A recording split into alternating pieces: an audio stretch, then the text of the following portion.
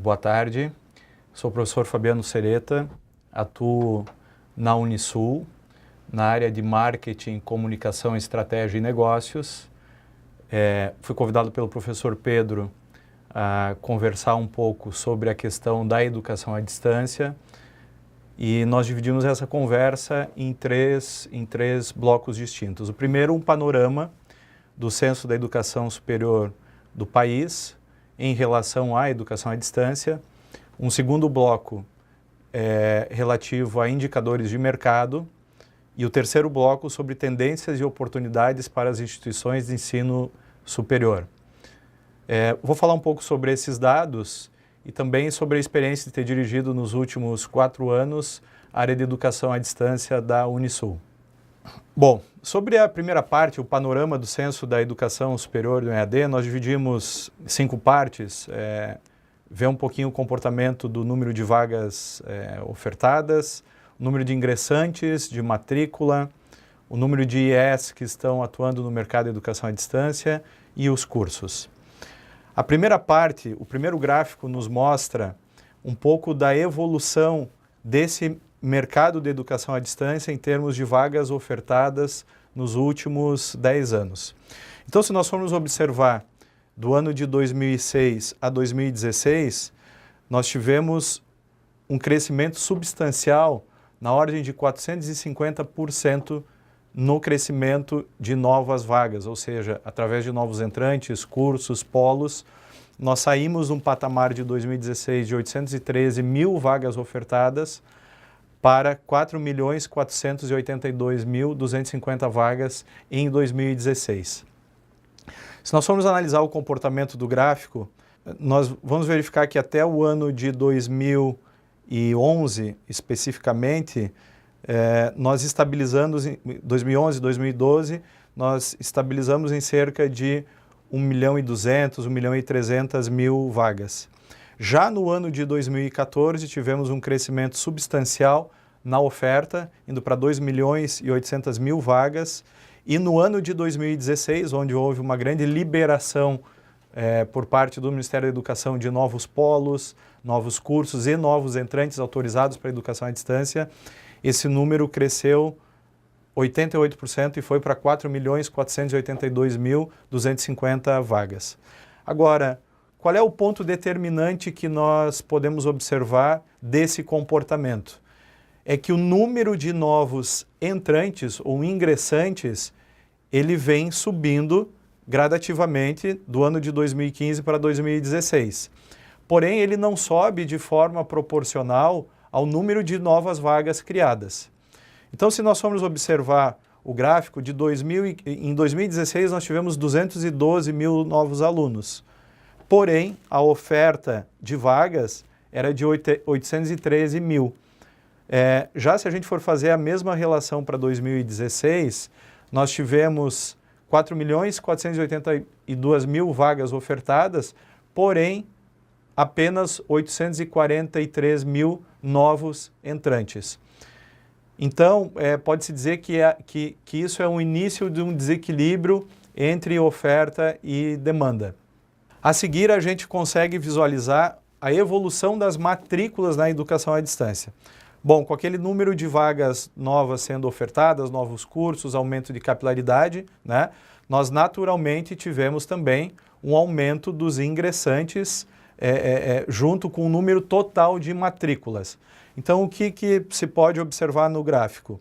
Que as matrículas do curso de graduação cresceram 7,2% de 2015 para 2016.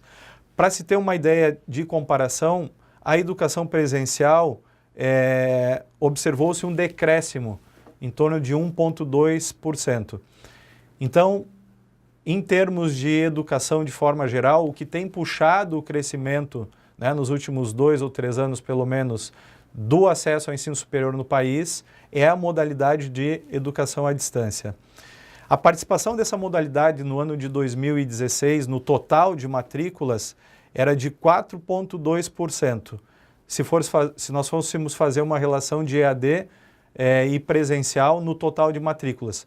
Hoje, essa participação, 2016, segundo os dados do último censo, é de 18,6%. Então, ela é praticamente 4,5 vezes maior essa relação do que era 10 anos atrás. E existe, portanto, se nós formos acompanhar a curva histórica, uma forte tendência para que essa modalidade continue ganhando mais espaço em termos de matrícula do que o ensino presencial. Após a análise desses primeiros números, nós podemos fazer uma relação de ingresso versus vagas ofertadas para o EAD. Então, as instituições de ensino, ao criarem 4.482.000 vagas, nós observamos um crescimento desde 2002. A educação à distância passou a ser ofertada para os cursos de ensino superior. Houve um crescimento de algo em torno de 18.000%. Né? Agora, onde acende a luz vermelha sobre a modalidade? Então, aos 4 ventos, nós conversamos que o EAD está em franca expansão. Né? O preocupante nessa história, né, realmente, ele está em expansão em relação à própria modalidade, está tendo um crescimento mais vigoroso do que a própria educação presencial em termos de ensino superior, porém, há um número de vagas ociosas e não preenchidas extremamente considerável. Em 2016, né, que nós preenchemos pouco mais de 800.000 vagas com os novos entrantes, sobraram na educação à distância 3.639 vagas. Ou seja, as instituições de ensino se prepararam para uma oferta muito maior. E a resposta foi muito tímida em relação ao tamanho de vagas ofertadas, a capilaridade que teve o EAD no país inteiro. Então, as estruturas, elas foram pensadas e foram montadas, né, para que não tivesse 3.600.000 vagas ociosas. Mas, nesse momento, é o que a gente verifica no mercado em termos de ociosidade. Então,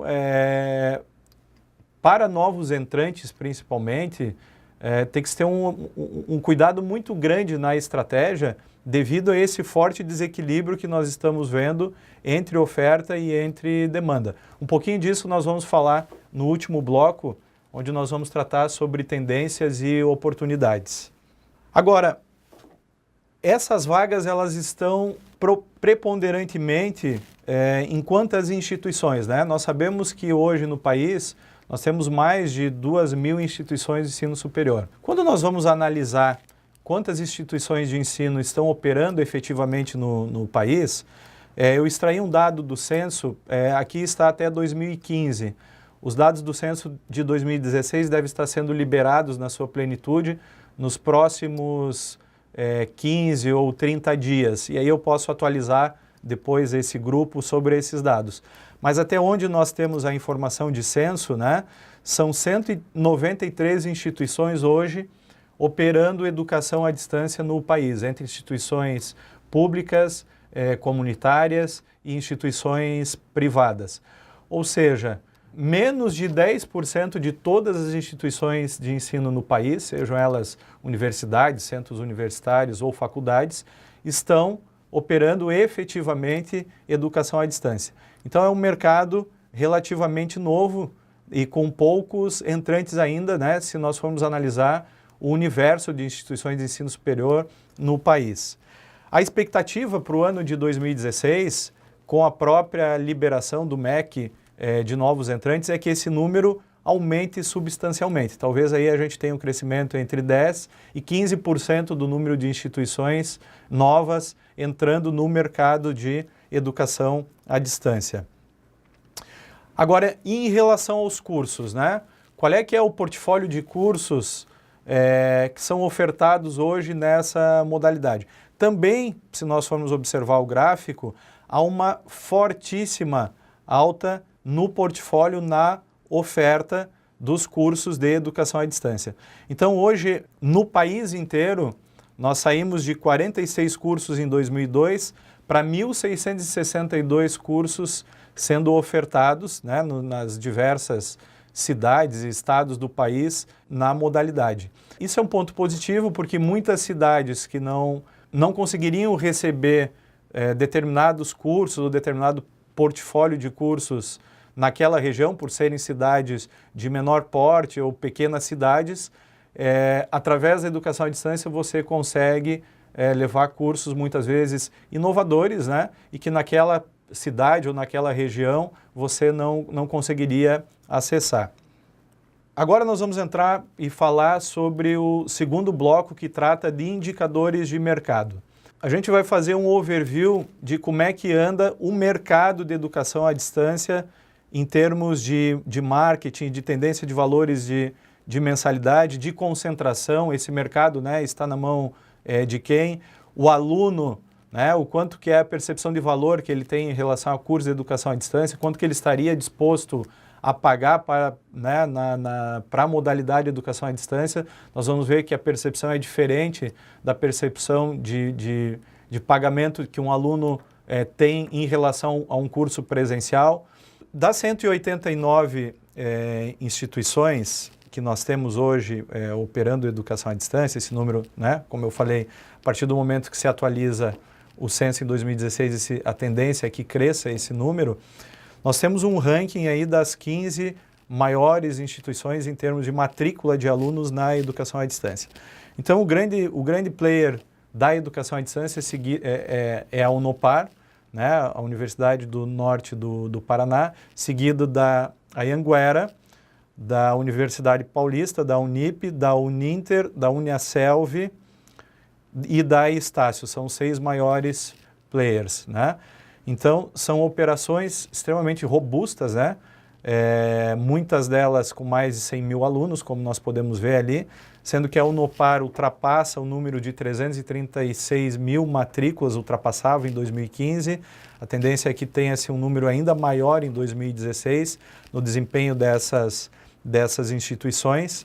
Então, aqui começa a nos mostrar que esse mercado ele é um mercado concentrado. Então, se a gente for olhar somente nas 15 maiores, elas representam menos de 8% do total das universidades, centros universitários e faculdades, ou seja, dos players, que atuam na educação à distância. Porém, elas concentram, né, esses 7,8%, concentram cerca de 79% de todos os alunos matriculados na educação à distância. Então, isso é um indicativo que as outras 170 instituições, 175 instituições, estão dividindo os outros 21, 22% de mercado. Então, você tem uma grande concentração em pouquíssimas instituições e uma concentração muito menor, né, muito mais pulverizada em quase 175 instituições de ensino. Então, isso é uma tendência de mercado que vem se consolidando para o mercado de educação à distância, né? Nós vimos nos últimos 5 ou 6 anos movimentos de compra entre essas maiores instituições, comprando instituições menores, e também um movimento de fusões que estão sendo estudadas, algumas efetivadas, entre essas grandes universidades, né, que pertencem a grandes conglomerados aí da área de educação. Hoje o Brasil concentra aí talvez entre os 5 maiores grupos de educação do mundo, concentra pelo menos 2 ou 3 desses grupos em termos de matrícula de alunos, enfim. Aqui eu estou trazendo nesse gráfico um dado importante para ver como é que está distribuído, né, as matrículas, para que vocês consigam fazer um exercício na instituição de vocês, caso já tenham educação à distância, em que quadrante que vocês estão, e caso não tenham ainda, aonde que vocês pretendem entrar, enfim, em que quadrante que vocês pretendem atuar. Então aqui nós separamos instituições acima de 20 mil alunos para ver como é que está essa distribuição do mercado e instituições entre 10 e 20 mil, de 5 a 10, de 3 a 5, de 1 a 3 e até 1.000 alunos. O que chama atenção aqui é que mais de 50% de todas as instituições, das instituições de ensino hoje que fazem educação à distância, elas têm menos de 1.000 alunos. Então, elas têm uma educação à distância com pouca escala, né? E que acima de 10 mil alunos nós temos somente 18 instituições acima de 10 mil alunos. Acima de 20 mil alunos, né, fazendo um outro corte, nós temos 11 instituições. Então isso aqui é um indicativo que a educação à distância, né, ela virou uma briga de gente grande. Então se a gente for analisar a concentração, né, dos 80% das matrículas que estão na mão daquelas 15 instituições, nós vamos ver que os 6 maiores grupos educacionais do país, eles concentram pelo menos 9 ou 10 daquelas instituições. Então é um mercado que está caminhando por uma ampla concentração. Caso haja autorização para novas fusões daqui para frente, isso ainda pode se acentuar nos próximos anos, né? E pelas conversas de bastidor que nós observamos e circulando pelo mercado de educação à distância, né, ainda cabe pelo menos mais uma ou duas grandes fusões aí entre esses 6 maiores grupos. Agora, como é que funciona a educação à distância em termos de captação de alunos, né? Nós observamos que, de forma geral, o mercado educacional ele vem tendo um novo viés, talvez lá desde do ano de 1996, 97, quando houve aquela primeira grande desregulamentação do ensino superior, né, onde houve a possibilidade de novos entrantes, centros universitários, faculdades. Aquele ano houve uma quebra de paradigma que muitas vezes não foi absorvida, aquela quebra de paradigma não foi absorvido pelas instituições de ensino, principalmente as comunitárias ou as que não tinham uma grande agressividade de mercado. Então, daquele momento em diante, mudou o jogo da educação, né? As instituições, elas começaram a se preocupar muito mais com questões relacionadas à captação de aluno, investimento em publicidade e propaganda, como tratar o marketing de forma estratégica nas instituições. Isso foi muito acentuado, né, novamente a partir de 2002, 2003, quando houve uma outra quebra de paradigma que foi a entrada da educação à distância no ensino superior. Então, se nós formos pegar o 96, 97, teve um primeiro grande marco, né, em termos de olhar a instituição como um negócio, né, você precisa captar alunos para gerar receita. Em 2002, 2003, com a nova possibilidade da educação à distância, houve um novo viés nesse sentido, ou seja, isso se acelera o número de competidores e de competitividade necessária em termos de marketing, e de lá para cá as instituições vêm se organizando de forma a encarar a instituição superior, de encarar o mercado de educação superior como um mercado como outro qualquer, né? Dentro da sua complexidade, mas é um mercado que se exige um olhar muito atento a marketing, a captação, a retenção, a controle de evasão, né? E esse dado aqui, que foi um dado que a Roper fez uma pesquisa e trouxe a conhecimento de todos, diz respeito ao funil de captação e de qual é o esforço que nós precisamos para matricular um aluno, né?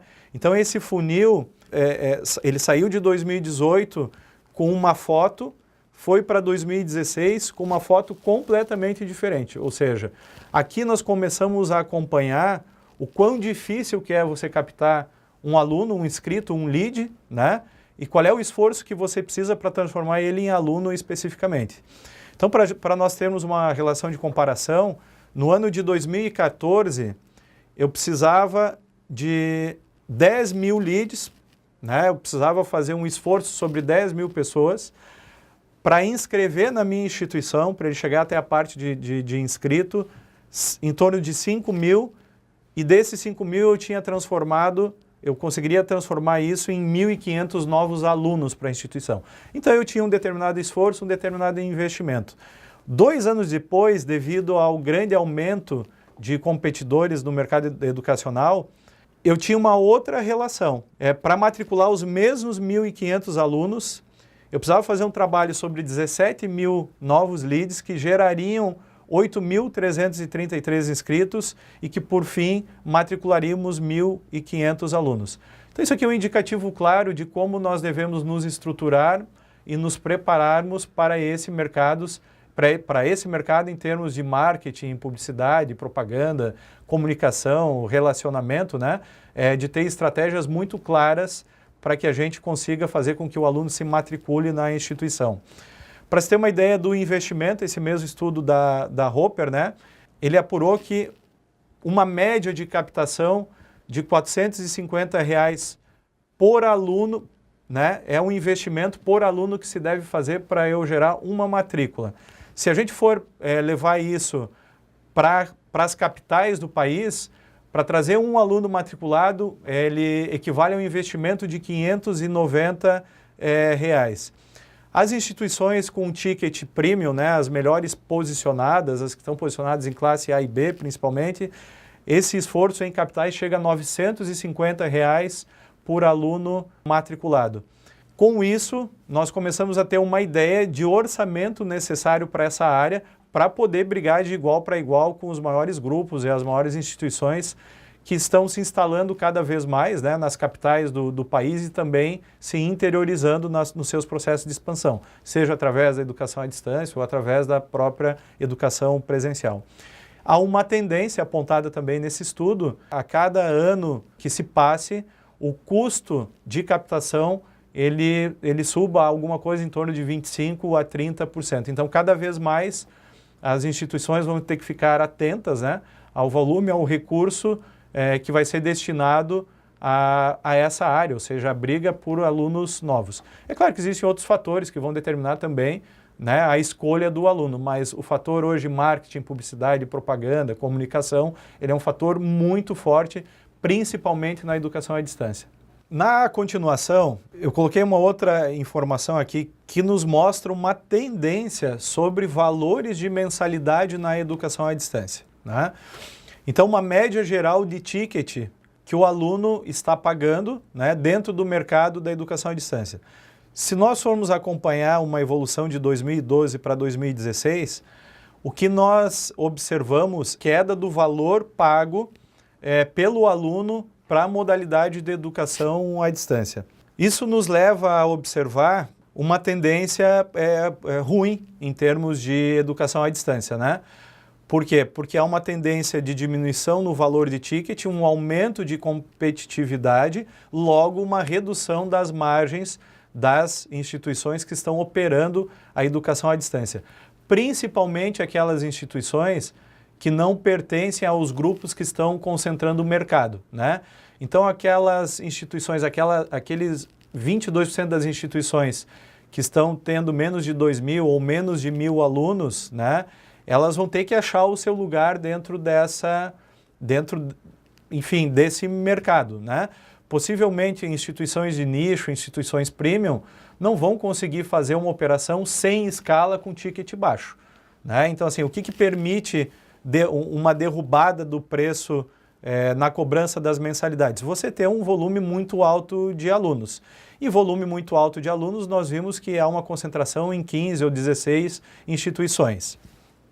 Então, isso é um fator de atenção para quem vai entrar no mercado à distância, né? A questão da precificação, né? Então, você vai ter que analisar qual é o mercado que você vai entrar, se é um mercado local, é um mercado regional, ou se você está estruturando estrategicamente para ser um player nacional. Em cima disso, você vai olhar o teu custeio, né? Vai olhar os indicadores externos para a precificação, o teu custeio também, que vai determinar a sua precificação e a sua margem. Em cima disso, você tem que tomar uma decisão assertiva. Novos entrantes, né? Se você entra errando precificação, a probabilidade, né, o preço de mensalidade, a probabilidade de você não conseguir rodar uma operação à distância, principalmente as novas, ela é muito grande. Então tem que se ter atenção a esse fator precificação e a tendência do mercado de EAD em relação à precificação. Esse gráfico, ele trabalha um pouco sobre a percepção de valor, ou seja, o quanto que o aluno ele tem a percepção de pagamento em relação à sua renda, o quanto que ele gostaria de comprometer, o quanto que ele compromete sua renda em relação a um curso presencial e o quanto que ele compromete em relação ao curso de educação à distância. Então, nós temos duas linhas aqui de gráfico, né? A primeira diz respeito ao presencial e o valor médio da mensalidade do presencial. Então, hoje, uma família com renda, né, familiar em torno de R$ 3.281, ela tem uma percepção que desse orçamento ela pode investir até R$ 609,83 para pagar um curso de educação superior na modalidade presencial. Já se nós formos considerar uma média de renda familiar para a educação à distância, que hoje está em torno de R$ 2.615,89, ou seja, daquele total de quase 1.800.000 matriculados na educação à distância, a renda média familiar é de R$ 2.615, essas pessoas têm uma percepção que o investimento ele equivale a R$ 200,31, ou seja, até 8% do investimento da renda familiar estaria de bom tamanho para um pagamento de um curso superior à distância. Se o nível de percepção do mercado da educação à distância tivesse o mesmo percentual de percepção, né, de pagamento do mercado presencial, esse ticket poderia passar de R$ 200,31 para R$ 497. Né? Então há um longo caminho ainda na educação à distância a ser percorrido em termos de percepção de qualidade, de resultado, né? Se comparado com a educação presencial. Isso é natural, é uma modalidade relativamente nova nessa roupagem que tem no Brasil, né? Existem muitas barreiras a serem quebradas ainda, e isso aqui é uma prova inequívoca, né, de que há um caminho a ser percorrido aí em termos de credibilidade, enfim, da educação à distância. Bom, visto esses dois primeiros blocos, onde nós tivemos um overview aí de dados, né, e de comportamentos sobre o mercado de educação à distância, os players, o número de matrículas, inscritos, né? Falamos um pouquinho de marketing. Agora a gente vai falar sobre as tendências, enfim, quais são as tendências e as oportunidades para as instituições de ensino superior, considerando aí o finalzinho do ano de 2017, 2018, 2019, né? Então esse bloco eu separei aqui em 3 falas. A primeira sobre as tendências do mercado de educação à distância. Um segundo ponto que é bem importante para quem está iniciando na educação à distância ou quem pensa em iniciar o desenho estratégico para a implementação, né? Eu apontei aqui alguns fatores críticos de sucesso. E o terceiro, as oportunidades para as instituições de ensino superior, né? Ainda apesar de ser um mercado que está concentrado e tem um povoamento em grandes grupos, ainda há oportunidade para você que tem uma instituição de médio porte ou uma pequena nesse mercado. Em relação a tendências 2017 e 2018, na discussão legal sobre a educação à distância, aparece aqui a liberação da trava dos 20% do EAD. Né? Hoje o aluno que está matriculado num curso superior presencial, ele pode cursar até 20% do seu percurso acadêmico através da educação à distância, do seu currículo através da educação à distância. Né? Então a discussão agora, e que deve estar em vigor, né, se tudo ocorrer conforme está sendo colocado e discutido dentro dos órgãos reguladores, é que a gente não tenha mais essa trava. Ou seja, o aluno vai escolher como ele vai fazer esse percurso. Né? Então, você pode ter no seu currículo mais de 20% das unidades de aprendizagem, enfim, disciplinas sendo ofertadas através de mecanismos da educação à distância. Observa-se uma criação muito acelerada dos cursos híbridos, né? A gente chama de híbrido, semipresencial ou blended, né? Para uma tradução para o inglês. Então nós vimos primeiro, né, o nascimento dos cursos 100% online ou telepresenciais, e agora nós começamos a observar a criação dos cursos híbridos, onde o aluno faz uma boa parte presencial e uma parte significativa também à distância, né? Através de disciplinas à distância, atividades à distância, enfim, grupos de trabalho. Aí existe uma série de questões metodológicas e pedagógicas que compõem esses cursos híbridos. Né? Há uma tendência na área das engenharias e a área da saúde, né, muito devido aos laboratórios que se necessita, para esses cursos híbridos. Em consequência a isso, né, a gente tem observado um aumento, então, nas autorizações e na liberação de cursos na área das engenharias e na área da saúde com esse formato. Se aguarda ainda uma definição das novas regras, né, uma possível regulamentação da pós-graduação lato sensu, né? O mercado está bastante apreensivo em relação a isso, porque a regra determina muito a sua estratégia e a sua estrutura de custeio, né? Como é que você vai operar. E o lato sensu para a educação à distância não é diferente. Então, conforme com a regra atual, nós funcionamos de uma maneira. Se houver uma mudança na regulação, você pode estruturar as suas operações de uma maneira diferente, né, obrigatoriamente adequada a essa nova regra. Também há uma expectativa agora para o final do mês de novembro, né, segundo as discussões dentro do Ministério da Educação, INEP, enfim, da finalização dos instrumentos relativos ao novo marco regulatório do EAD, né?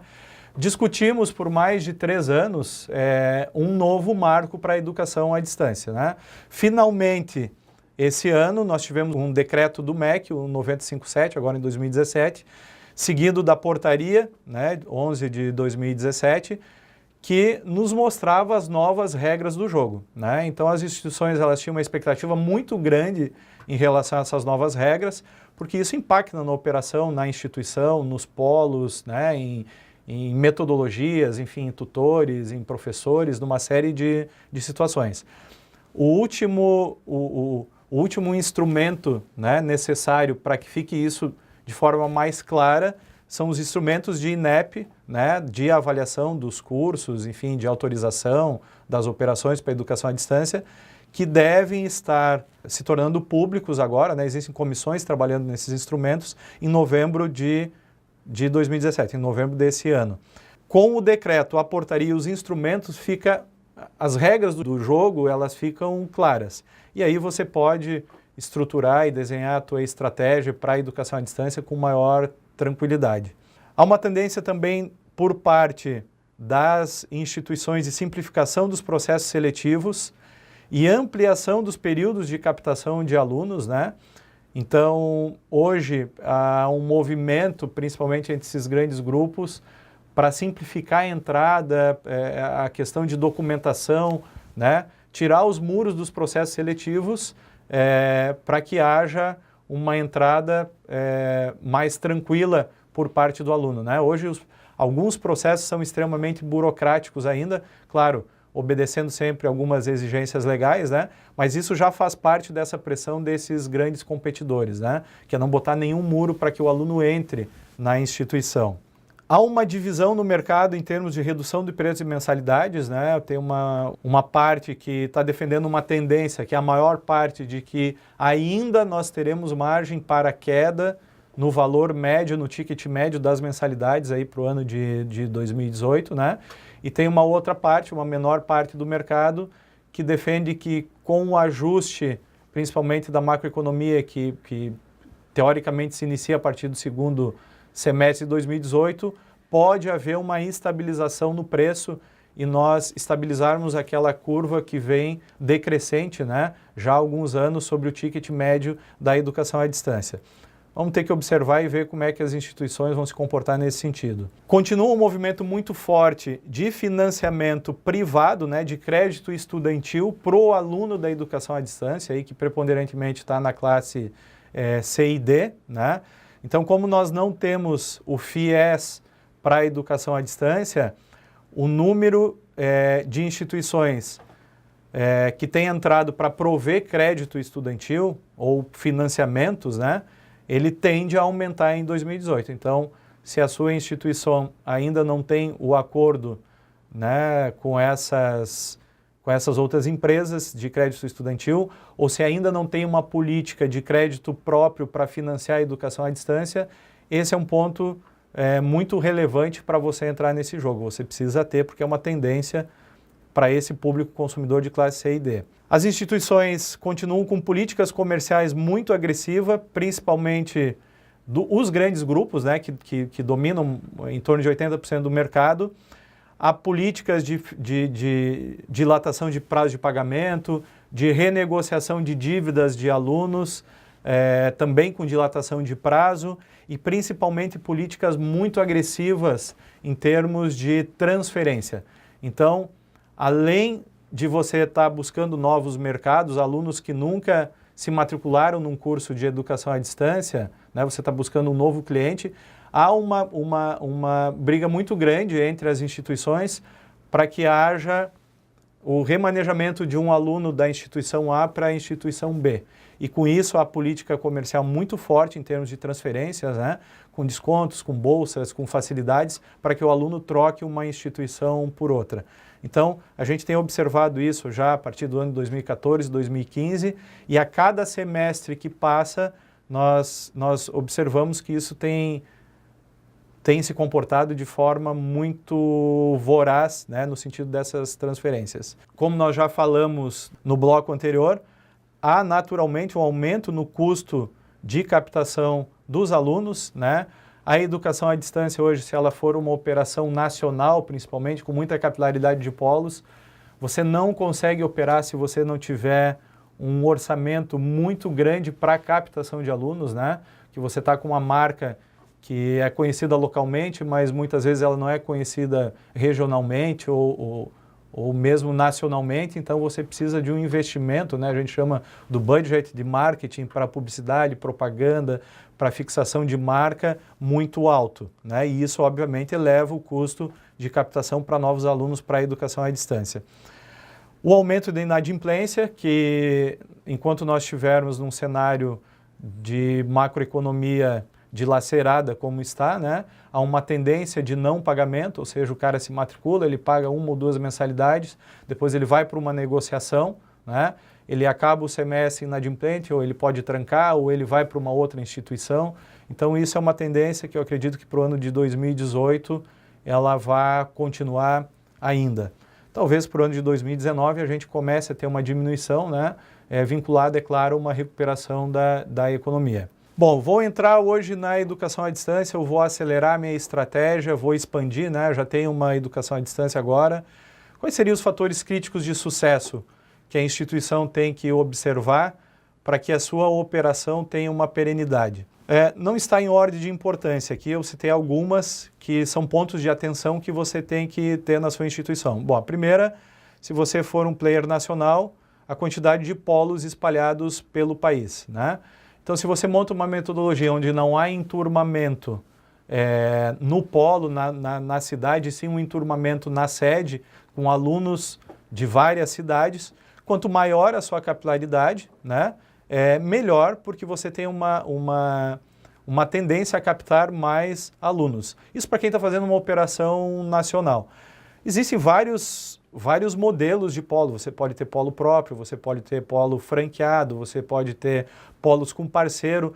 A modelagem de negócio vai depender da estratégia que você desenha para a sua instituição, né? Para as operações locais e regionais, né, as IESs de pequeno e médio porte, um fator crítico de sucesso é explorar a sua marca local, né?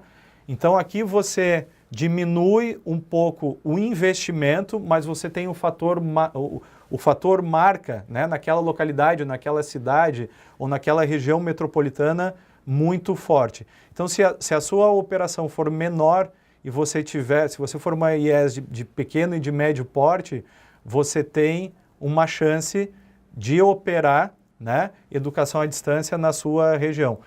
Não se aconselha operações de médio porte, de pequeno porte, tentar entrar nesse momento em operações nacionais. É muito difícil você viabilizar a sua sustentabilidade devido a esses grandes grupos que já estão operando, né, em economia de escala e que têm essa expertise, essa experiência.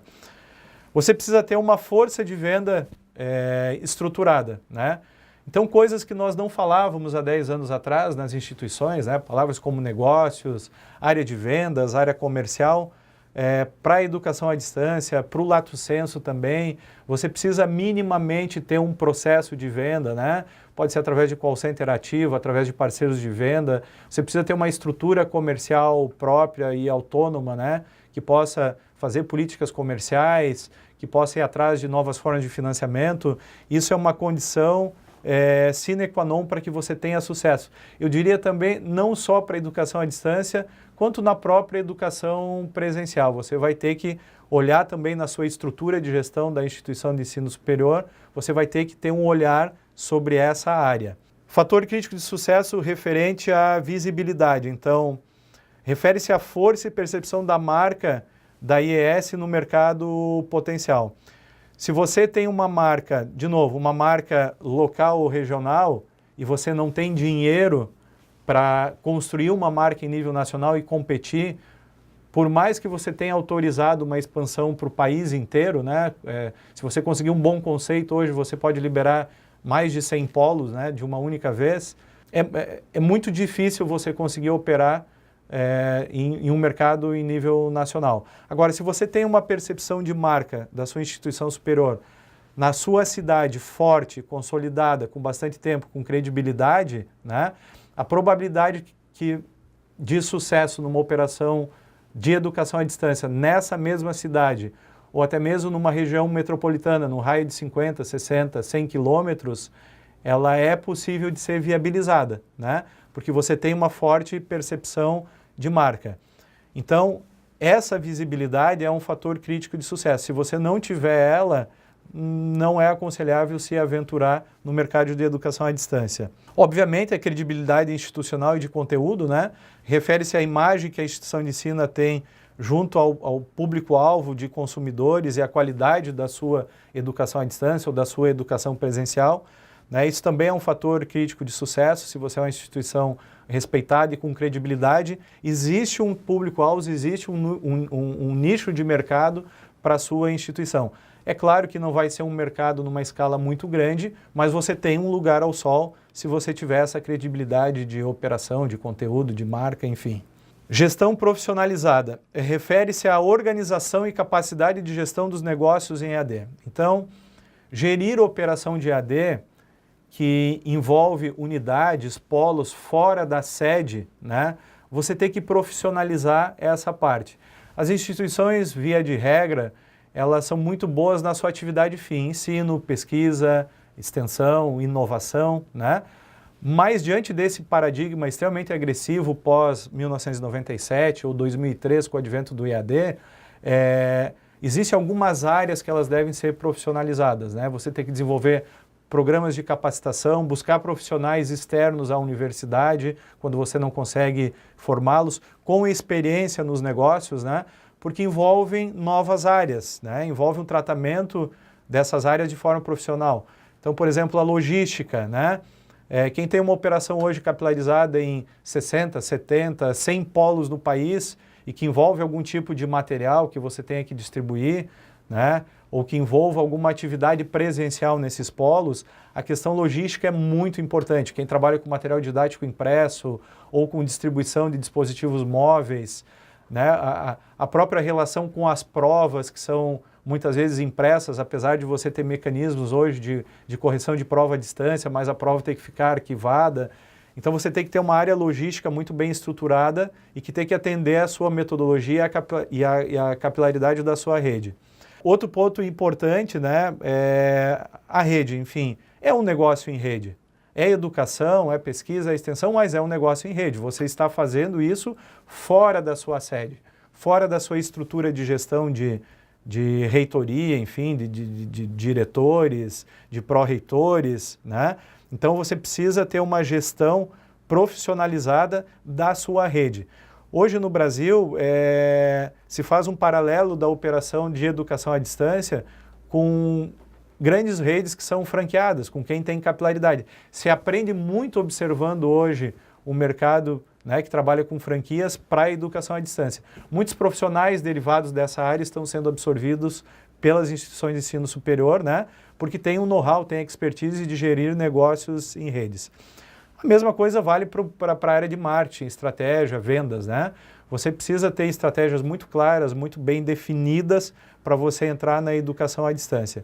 E via de regra também, esse é um profissional que nós, do ensino superior, ainda estamos formando dentro das instituições, né? E precisamos formar e cada vez mais capacitá-los e buscá-los de outras indústrias para que venham para o mercado de educação superior, porque há uma competitividade muito grande nesse mercado. A competência dos gestores de polo, né? Então, dependendo do modelo que você tenha de polos, ou franqueados, ou próprios, ou parceiros, do outro lado você vai ter gestores, né? Que muitas vezes não são funcionários da universidade, são funcionários de um franqueado, de um parceiro, né? Mas que representam naquele momento a universidade, a marca da universidade. Então você tem que ter um nível de entrega e de alinhamento institucional das operações nos polos por parte desses gestores no nível máximo de profissionalização. Processos estruturados e profissionalizados para controle de evasão, né, a rematrícula. Então, é característico do mercado de educação a evasão, né? Agora, nós precisamos profissionalizar também a gestão dessas áreas em nossas universidades. Na educação à distância, muito mais, né? Por quê? Porque há uma grande rotatividade, há um grande número de rematrícula que ele não é feito a cada semestre na educação à distância. Então, as instituições que têm mecanismos de análise preditiva, de acompanhamento desse aluno durante o desempenho semestral dele, conseguem ter um combate muito mais efetivo da evasão. Então, claro que a evasão, ela diz respeito a vários aspectos, né? O aspecto financeiro, ou não adequação àquele curso, ou aspectos de não aderência àquela metodologia adotada pela instituição para a educação à distância. Então, o tempo todo você tem que estar monitorando isso e tem que criar processos e sistemas de análise preditiva para você minimizar, né? Então, o custo de você captar um aluno ele é muito alto hoje no mercado da educação à distância. O custo para você controlar a evasão e dar os remédios certos para você minimizar essa perda é um investimento menor e com um resultado excelente quando você tem esses processos estruturados dentro da sua instituição. E por último, né, a sensibilização, entendimento e comprometimento dos gestores estratégicos das instituições de ensino superior sobre o que é a educação à distância. Então, a educação à distância ela não pode mais e não deve, né, ser tratada como um apêndice da universidade, ou não pode estar mais lá no canto. Porque além de você ter uma nova possibilidade de mercado, né? Ela intrinsecamente, as tecnologias educacionais, enfim, a educação à distância, ela está intrinsecamente ligada ao próprio percurso presencial do aluno. Então, essa geração nova, né, que está chegando, que é uma geração dos dispositivos móveis, ela vai buscar outras formas metodológicas e na educação à distância hoje se tem desenvolvido tecnologias educacionais que elas vão estar à disposição dos alunos do EAD, mas também aos alunos do presencial. Até porque é uma tendência muito forte, né, de que em pouquíssimos anos essas coisas não vai mais haver uma distinção entre essas questões por parte do aluno. Quais são as oportunidades diante desse cenário todos que nós conversamos aqui de forma muito rápida e sintética nessa rápida palestra, né? Primeiro, para a instituição local, para uma instituição menor que não tem todo esse investimento para arrancar no EAD e fazer uma operação nacional, há uma oportunidade local, né? Então, assim, não deixe de fazer a sua educação à distância porque você tem uma possibilidade na sua cidade, na sua região, né? Então, por mais que os grandes grupos ataquem essas cidades, você tem uma força de marca que é muito superior por estar há mais tempo nessa região, por estar há mais tempo nessa cidade. Então, isso te permite fazer uma educação à distância local ou regional, né? Com força e com possibilidade de competir com esses players nesta cidade, nesta região. Há uma tendência das disciplinas, né, dos 20%, de haver uma mudança de regra, conforme nós já falamos. Então, aqui, junto com a questão de inteligência de oferta, né, o alinhamento dos currículos do presencial e do EAD, há uma oportunidade real que vai impactar na qualidade da sua entrega na educação presencial. Então, se eu tiro a trava de 20% das disciplinas à distância, conforme o meu desenho do PPC, eu posso eu posso colocar 30%, 40% de atividades à distância, com novas tecnologias educacionais, então pode ter um ganho real acadêmico aí e pedagógico e de conteúdo e de organização de conteúdo para esse aluno, quando você destrava essa questão dos 20% à distância. É óbvio que com os 20% você também tem essa possibilidade, mas você aumentando o número de disciplinas, você amplia a abrangência da inserção dessas tecnologias. Isso impacta diretamente a estrutura de custeio dos cursos, né?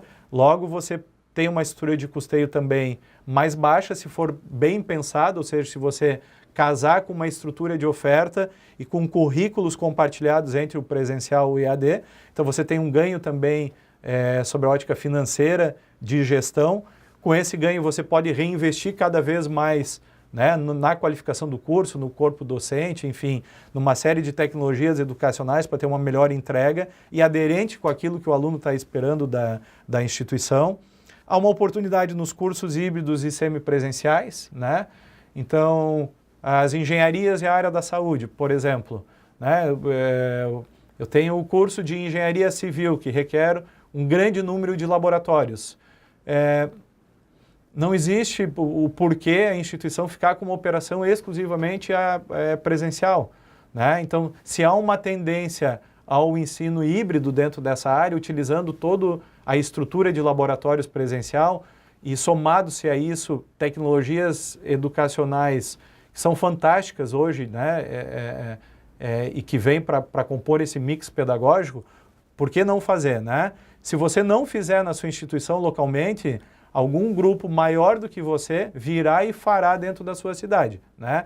Principalmente nas engenharias e nas áreas da saúde. Então, cursos híbridos hoje, ou semipresenciais, eles são uma oportunidade real e que a universidade tem que se organizar, ou o centro universitário, ou a faculdade, e disponibilizar isso para o aluno, né? Por quê? Porque o aluno vai buscar esse caminho, né? O nosso aluno, ele quer ter a possibilidade de cursar ou 100% à distância, ou no semipresencial, ou presencial. Nós precisamos dar possibilidade de mobilidade para ele. O novo marco regulatório eu também considero uma oportunidade, né?